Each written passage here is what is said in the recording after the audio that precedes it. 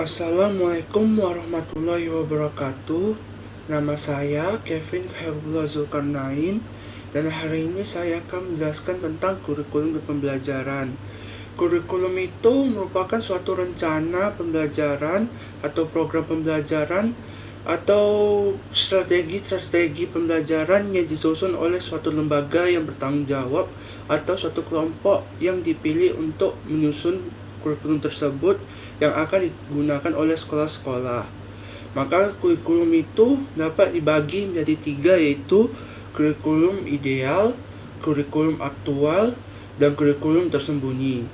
Kurikulum ideal itu adalah kurikulum yang dapat menjadi pedoman dan acuan oleh guru-guru dalam melakukan proses belajar mengajar. Kurikulum ini berbentuk dalam tertulis atau dapat disebut juga kurikulum formal. Jadi guru-guru diharapkan dapat menguasai kurikulum ini dengan sepenuhnya maupun tujuan dan isi-isi kurikulum tersebut. Yang kedua yaitu kurikulum aktual. Kurikulum aktual dan hal ini maksudnya adalah nyata dan dapat dilaksanakan sesuai dengan kondisi yang ada.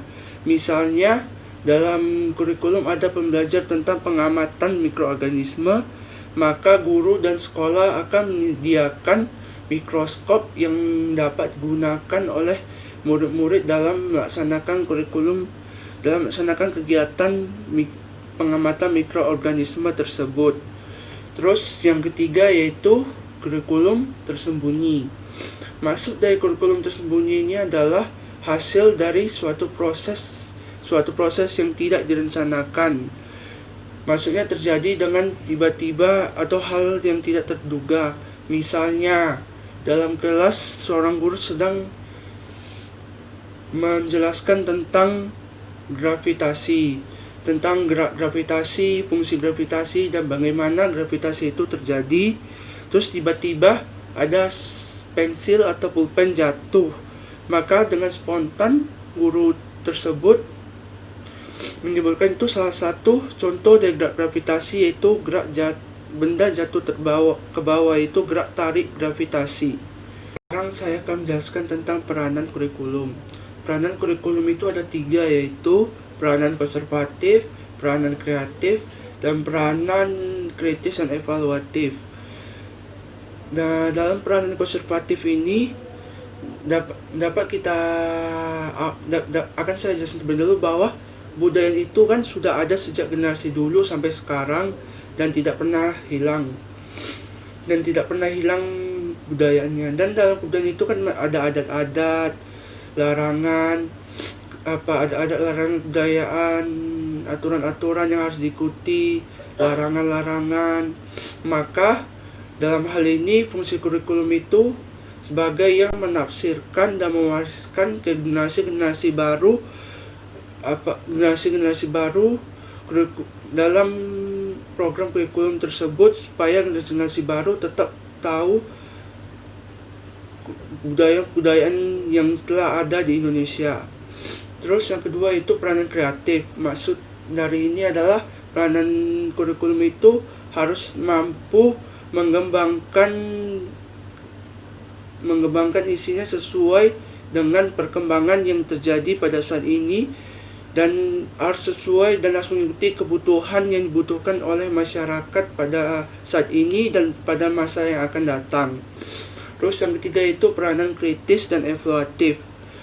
Peranan ini dilatar belakangi oleh adanya kenyataan bahwa nilai-nilai dan budaya yang hidup dalam masyarakat senantiasa mengalami perubahan, sehingga pewarisan nilai-nilai dan budaya masa lalu kepada siswa perlu disesuaikan dengan kondisi yang terjadi pada masa sekarang.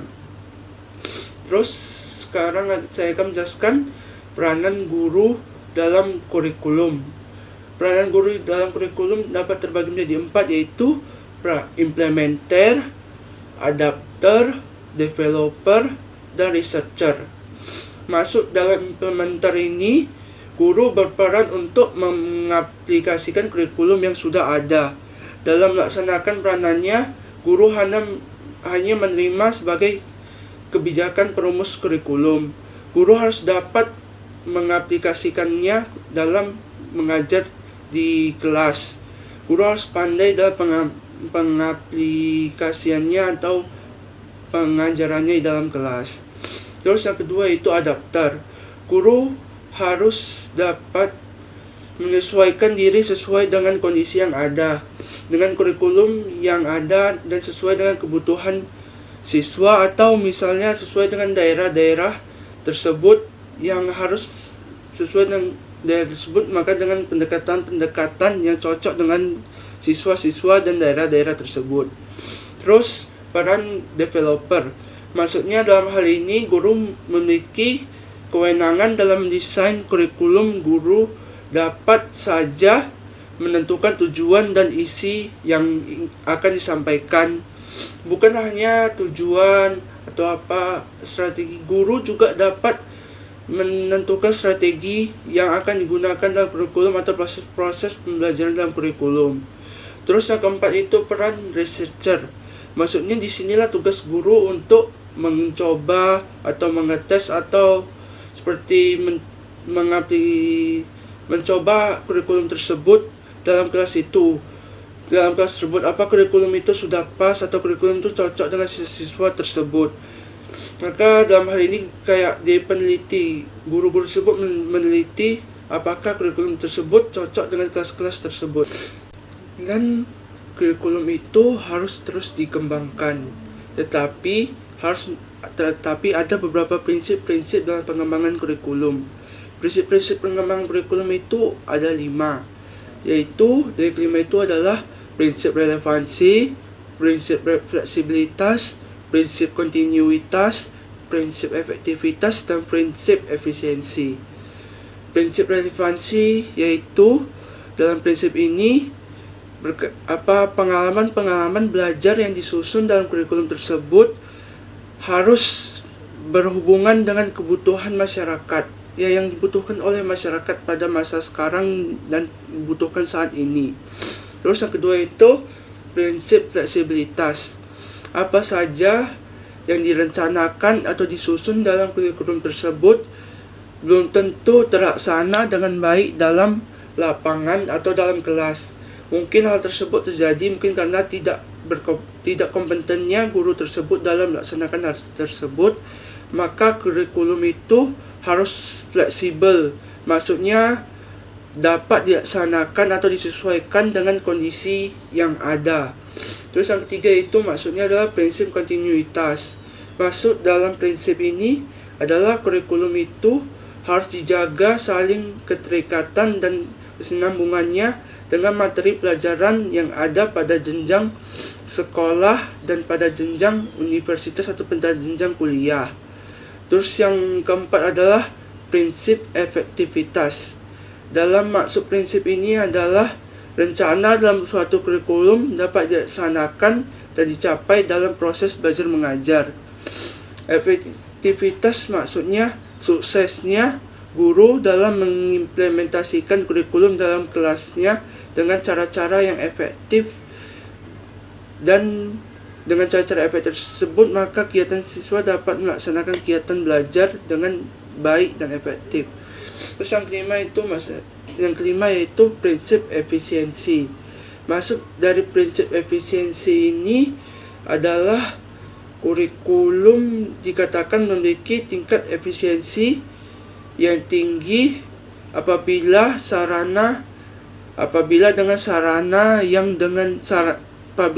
menggunakan sarana yang baik, menyediakan sarana yang bagus dengan biaya seminimal mungkin, dan waktu yang terbatas dapat memperoleh hasil yang semaksimal mungkin.